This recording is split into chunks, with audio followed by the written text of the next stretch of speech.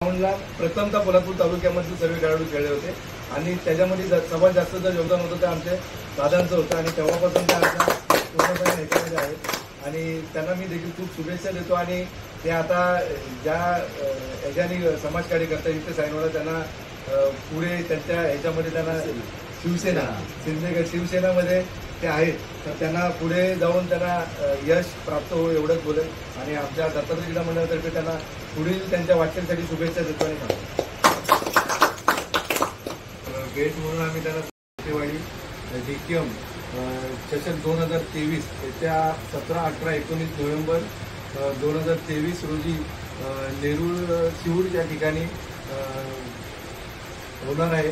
तरी त्या स्पर्धेचा बॅनर आज आपण तर कमिंग सूनचे वगैरे व्हिडिओ अगोदर व्हायरल केले होते आणि आज आमचे डीकेएम दत्तात्रय क्रीडा मंडळाचे आधारस्तंभ महाकाली तारामाता चॅरिटेबल ट्रस्टचे अध्यक्ष माननीय श्री दशरथदादा पवार साहेब यांच्या हस्ते आपण आज जो डीकेएमच्या चषकचा जो बॅनर आहे तो आपण त्याची ओपनिंग करणार आहोत आणि ओपनिंग केल्यानंतर मग दादा 2 शब्द डीकेएम मंडळासाठी आणि आपल्या सह्याद्री ग्रामीण क्रिकेट असोसिएशन जे संघ त्या स्पर्धेमध्ये सहभाग होणार आहेत त्याच्यासाठी त्यांच्याकडून 2 शब्द मार्गदर्शन असेल।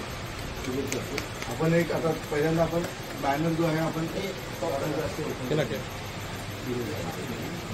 त्यांना मागे जाऊ दे दादा ना मागे आणि आपण बर ठीक है ना फोटो पण मारा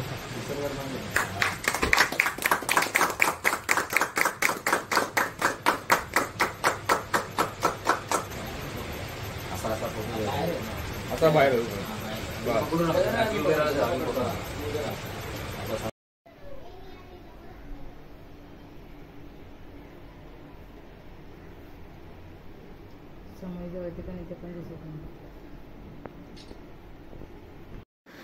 सर काय सांगाल तुम्ही चेंबूर विधानसभा शिवसेना प्रमुखचे निमित्ताने इकडे नवरात्रीचं कशी काय तयारी आणि तुमच्या घरामध्ये सुद्धा देवी बसली आहे काय सांगाल तुम्ही?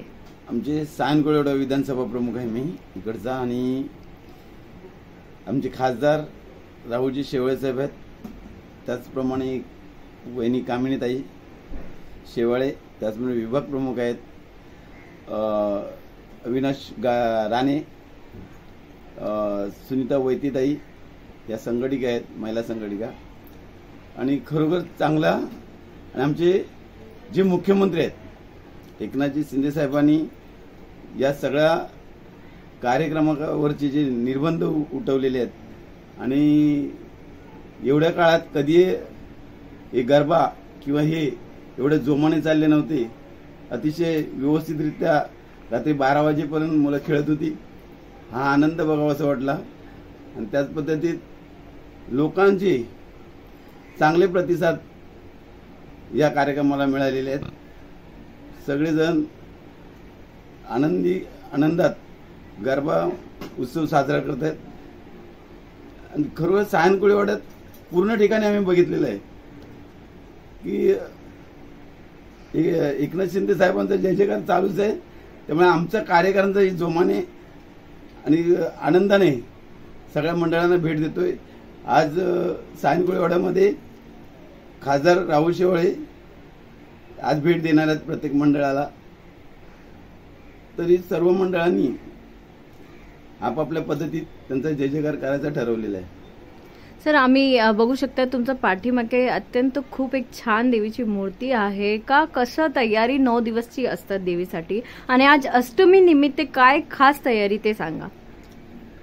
आज ही जी देवी आहे ही माझं जे आतापर्यंत मी कोरोनामध्ये जिकडे जिकडे महाडमध्ये पूरग्रस्त आले तर हा आमच्या दरबारातर्फे महाकाली तारामाता चॅरिटेबल ट्रस्ट या ट्रस्टतर्फे आम्ही ह्या देवीच्या नावाखाली मदतीचा हात दिला होता एक हात मदतीचा त्याच पद्धतीत खरोखर या देवीचं जो साक्षात्कार आहे त्या साक्षात्कारात लोक येतात भाविक येतात तिच्या चरणी गोट्या वगैरे आता बघताच आहे मनोभावे त्यांची पूजन करतात आणि माझ्याकडूनही यावेळी असं थोडं झालं होतं की देवी बसवायची नाही पण खरोखर ती स्वतःहून येऊन बसलेली आहे आणि कशी आली काय आली ते मी सांगण्यापेक्षा भाविक सांगतील.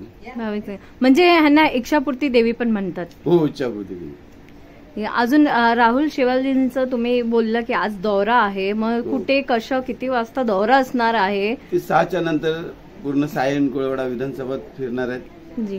आणि खरोखर मलाही त्यांचा आज दुपारी कार्यक्रम होता तिकडे जाता आला नाहीये, पण ते आज तेही दर्शनासाठी येतील.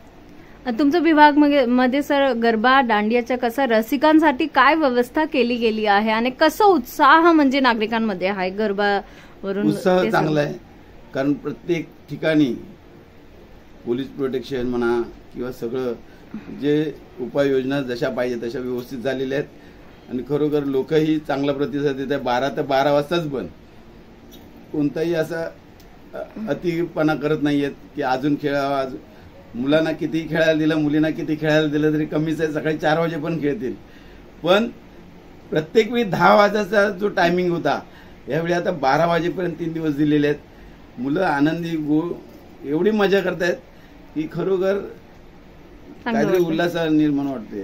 जी सर, काय सांगाल म्हणजे जे गरबाची व्यवस्था, गरबा रसिकां स्पेशली जे महिला असतात त्यांना म्हणजे रात्री जायला काही वाहनची व्यवस्था असते की काय असते ते सांगा. व्यवस्था असते, सर्व असते, सर्व चालू असते म्हणजे चालू असते आणि पोलीस प्रोटेक्शन त्यांना साथ देते. जर कुठे लांबचं असेल त्यांना वाहनं कशी कुठून उपलब्ध करण्याचं तेही साधन ते करतात. कारण रात्रीच मी बघितलंय वडाळा पोलीस स्टेशननी चांगला प्रतिसाद दिलेला आहे. आणि उद्याची नवमीची काय व्यवस्था आहे सर ते सांगा. आता काय उद्या दसरा आहे, दसऱ्याच्या या उद्या नवमी आहे. काही लोक नवमीच्या पेक्षा दसऱ्याला जास्त हे करतात, सोनं लुटतात, एकमेकाला भेटतात, शुभेच्छा देतात आणि झालं गेलेलं विसरून जा आणि गुण्यागोविंदानं आपण परत आपली मैत्री ठेवू.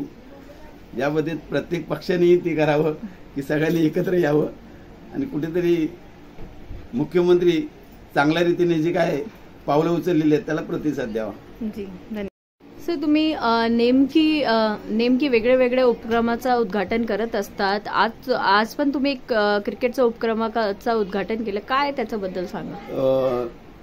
नवरात्र उत्सवामध्ये म्हणजे नवीन काहीतरी कल्पना कराव्यात आणि नवीन काहीतरी मुलांना साधन द्यावे. त्यासाठी पोलादपूरमधून करंजी पार्टीवाडी म्हणून आहे, त्या पार्टीवाडीमधून आज मुलं आली होती. आज त्यांनी क्रिकेटचं ओपनिंग केलं आहे, आज त्यांचा बॅनरचं ओपनिंग केलं आहे आणि 17-18 पासून त्यांच्या मॅचेस चालू होणार आहेत आणि खरोखर चांगले बक्षिसं ठेवलेले आहेत की जेणेकरून होतकरू जेवढे खेळाडू आहेत त्यांना प्रोत्साहन मिळावं आणि चांगलं त्या मॅचेस व्हाव्यात. यासाठी आज रिबिन कापण्याचा आज प्रोग्राम केला, बॅनर ओपनिंग केलेलं आहे. उद्या थोड्या दिवसानंतर ट्रॉफी वगैरे वेगळं जरा काहीतरी करावं हा प्रकार झाला. मध्ये आम्हीच त्याच मंडळाने पावसामध्ये तेही क्रिकेट खेळले गेले, भर पावसामध्ये क्रिकेट चालू होती. त्याच्यात आज हा एक दुसरा उपक्रम त्यांनी चालू केलेला आहे. कारण माझेही कार्यक्रम समाजसेवेचे चालूच असतात.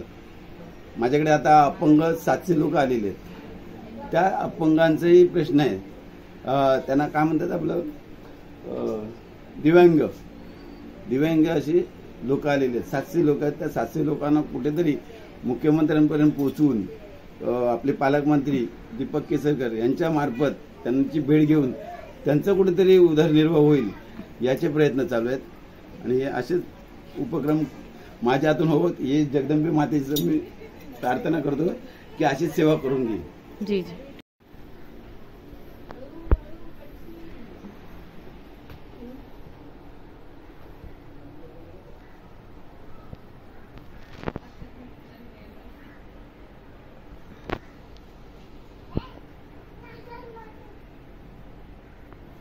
जय माता दी, जय माता दी, जय माता दी.